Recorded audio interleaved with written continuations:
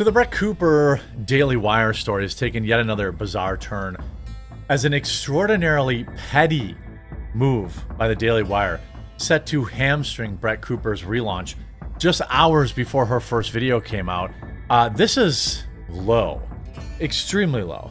Now, maybe they had every contractual right to do it, but to try and hamstring her on the day of her, YouTube comeback, after separating from your company, after crying online about how Brett Cooper hurt your feelings, this is not how multi-billion-dollar corporations should be acting. The Daily Wire would build up this superstar in Brett Cooper and then just let her walk away with her entire fan base, as there's definitely something behind the scenes. And it's hurt my feelings a little bit that Brett hasn't done more to defend her friend, Reagan. Brett chose to leave the show. It was her idea, her stated desire to leave the show and to leave the company. She had personally recommended Reagan to me. Brett Cooper has officially left the comment section and Daily Wire, and her departure has had a significant impact on the show. Much of Brett's fan base has moved on with her, leading to a noticeable drop in engagement. Many viewers feel that the show isn't the same without her, and the new host, Reagan, has not been well received. Meanwhile, Brett's independent YouTube channel is already gaining traction, showing that her presence was a major factor in the comment section's success.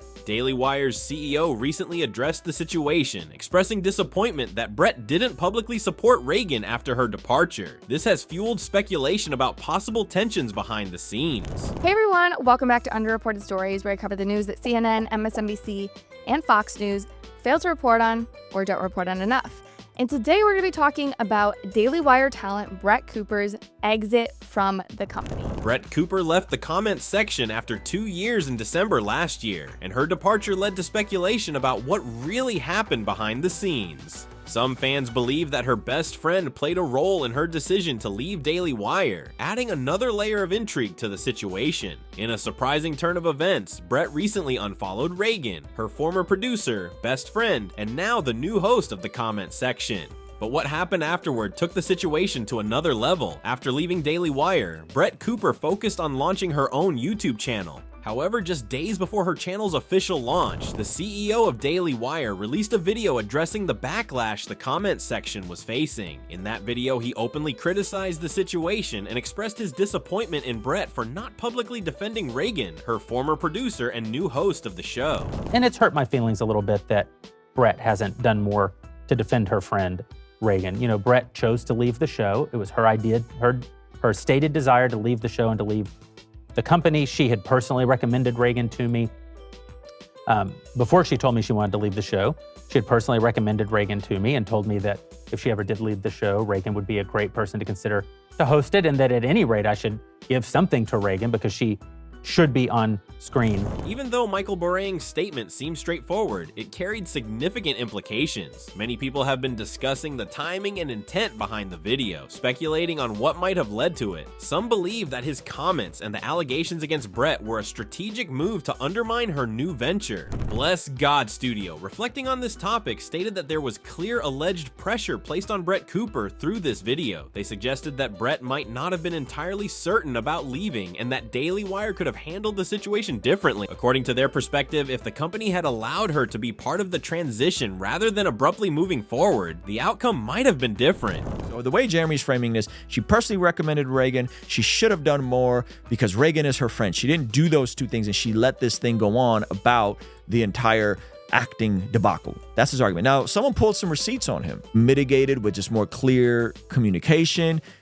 I will say that if Brett was a part of the transition process and knew this, that's kind of a bummer, that she would not have her friends back. But it seems like they fell out because of just miscommunication and, hey, come with me. She didn't want to come with her, yada, yada, yada. And then she ended up staying and Brett ended up going. Chrissy Clark also weighed in on the fallout between Brett Cooper and Daily Wire, discussing the noticeable decline in viewership. She suggested that the main reason for this drop is that YouTube audiences are more invested in individual personalities rather than the show itself. In her view, fans tuned into the comment section for Brett rather than just the content, and her departure naturally led many of them to leave as well. YouTube viewers tune in more for the personality than for the programming.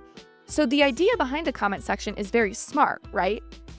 But because it was posted to YouTube, it intrinsically got tied up in Brett's brand because people didn't tune in because of the show setup. They tuned in and stayed because they liked Brett and who she was. Chrissy also pointed out that while the idea of working for a company with a great studio and resources may seem appealing, there's something far more lucrative about having full control over one's own content. She speculated that this sense of autonomy could be a major reason behind Brett's decision to leave Daily Wire. Good pay, access to sponsors, the nice studio, etc. But as someone that has her own studio and writes to her own videos and whatnot, there really is nothing as lucrative as having full control over what topics you cover, how you cover them, when you cover them, and what the editing and all of that looks like. And so I say all of that to say, I'm very excited to see what Brett does next in this space. On the other hand, during the peak of the drama, Ian Carroll, sitting in a podcast, broke the news that Daily Wire had terminated Brett Cooper's contract. He revealed that there was a non-disclosure clause in her contract, which meant she couldn't speak publicly about the situation. According to Carroll, this is why Brett didn't address the situation openly. It's actually that Brett Cooper is under one of these contracts that has her basically tied to secrecy and silence, because now that they're terminating her contract, their arbitration clauses are coming into play. So she is in a secret court of arbitration, not a public court, where she is under NDA and can't say anything about it while they spin whatever narrative they want about it. And they're circulating around letters internally that are saying like, oh, Brett Cooper wants to leave, and that is not the case at all, apparently. He also mentioned that Brett apparently had differences with Michael Boring on certain matters, which he suggested could have been a key factor in her sudden termination from the company. Furthermore, he claimed that Jeremy Boring circulated a letter within Daily Wire stating that Brett wanted to leave even though she never actually intended to resign. And it's that she had disagreements with Jeremy Boring over what happened with Candace probably, and certainly more disagreements in terms of like the culture there and what's going on. Then Jeremy just circulated a letter around the Daily Wire internally that obviously leaked. I have a copy of, I'm sure lots of a copy of. Yeah, and I didn't want to like put the whole text up. I'm pretty sure that Jeremy meant for it to leak. Like he's not totally dumb. Yeah. But in it, he clearly claims in it directly that Brett Cooper wanted to leave and that this is Brett Cooper's idea and they wish her well. The Quartering also criticized Daily Wire handling of this situation, stating that people in Daily Wire thought that they would get better off without Cooper as well as Candace Owens, but that is not the case right now. He argued that there seems to be no one being there to take responsibility. He even questioned how things will be for them in 2025, as people do not watch their videos anymore. I think Daily Wire is a little too cocky. I think they thought that they would be a little too better off without Brett Cooper and Candace Owens. It'll be interesting to see how 2025 treats the Daily Wire, as it's basically down to just Matt Walsh now.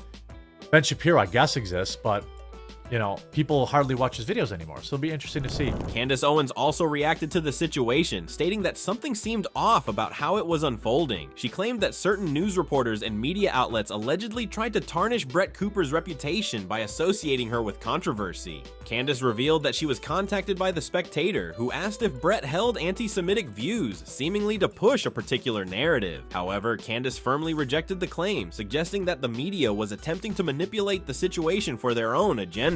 First, of course, mandatory paragraph, stab at Candace Owens. She's Hitler, Adolf Hitler, second coming of. And then suddenly, like a little dig on Brett Cooper, kind of trying to maybe throw a little mud. Now, this came from The Reporter, but he wrote, conservative social media users theorized that Cooper's Israel-Hamas opinions got her fired, but Cooper's camp dismisses this. Now, no one theorized that. If they did, it was such a small pocket of the internet. Maybe you saw a tweet or two. Nobody in that entire explosion of Brett Cooper leaving the Daily Wire was speaking about Israel and Hamas. Like that's like was not the theme on the internet. So I found that to be extraordinarily strange that I was then being asked about that, about her Groyper tweet, a Groyper's tweeting about her. I'm like, what do we even, she's a 23-year-old girl. She's got nothing to do with this. And why are you trying to combine us in this piece? It was weird. Okay, whatever, let it go. I gave one comment, like I basically don't know what you're talking about. 4 days later, I get contacted again. 4 days later, I'm contacted by The Spectator. Similar angle, trying to push this idea that Brett Cooper might be anti-Semitic like Candace. Candace also stated that this situation follows the exact same pattern she experienced when she left Daily Wire. She argued that media outlets are attempting to damage Brett's reputation in the same way they tried to discredit her. According to Candace, this is a deliberate effort to make Brett look bad just before the launch of her independent show, potentially to weaken her position as she builds her own platform.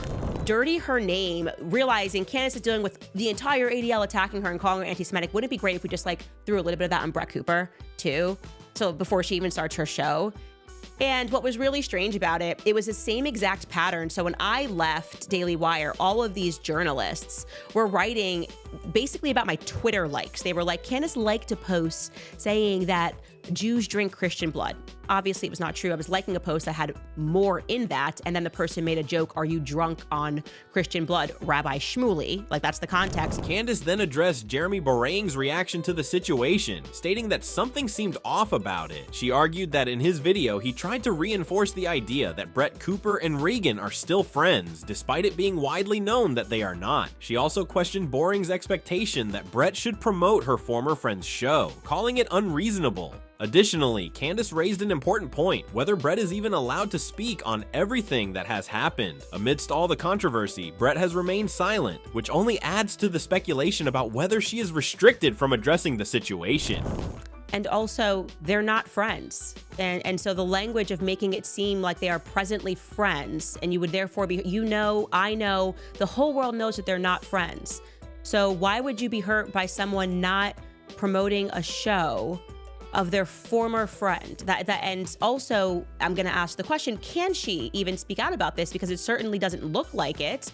And, NDAs are industry standard. So that also is another question. The entire situation surrounding Brett Cooper's departure from the comment section has raised more questions than answers. From the moment she left and Reagan took over as host, the show faced a steep decline in viewership. Many of Brett's fans moved on with her, showing that the show's success was more about her personality than the format itself. Despite this, Daily Wire pushed forward with the transition, seemingly underestimating the impact of her absence. What makes things even more suspicious is how media outlets and certain figures attempted to tarnish Brett's reputation just as she was preparing to launch her own independent channel. Reports surfaced suggesting that news outlets were looking for ways to frame her in a negative light, with Candace Owens even revealing that The Spectator tried to link Brett to anti-Semitism. Such tactics align with the pattern Candace claims she experienced when she left Daily Wire, suggesting a broader effort to discredit those who step away from the company. Adding to the mystery is Brett's complete silence on the matter. While rumors, accusations, and speculations continue to spread, she has yet to publicly comment on any of it. Ian Carroll's claims about a non-disclosure agreement in her contract could explain this, raising concerns about whether she is legally prevented from sharing her side of the story. All of this ties back to Jeremy Boreing's video, which was released just days before Brett's YouTube channel launch. The timing has led many to believe that his comments were intended to shift the focus and weaken Brett's momentum.